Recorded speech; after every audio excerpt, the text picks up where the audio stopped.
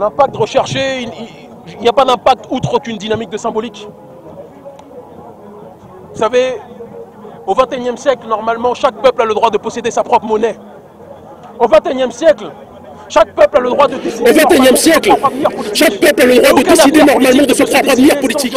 Et aucun avenir politique ne peut se décider sans une maîtrise totale de son économie. Puisque nous avons des forces exogènes pour le contrôle sur notre monnaie aujourd'hui. Nous avons des forces exogènes, en l'occurrence la Banque de France, qui a le droit de dire si oui ou non elle est d'accord par rapport aux décisions économiques que nous prenons. Cela montre que nous avons une monnaie qui est caduque.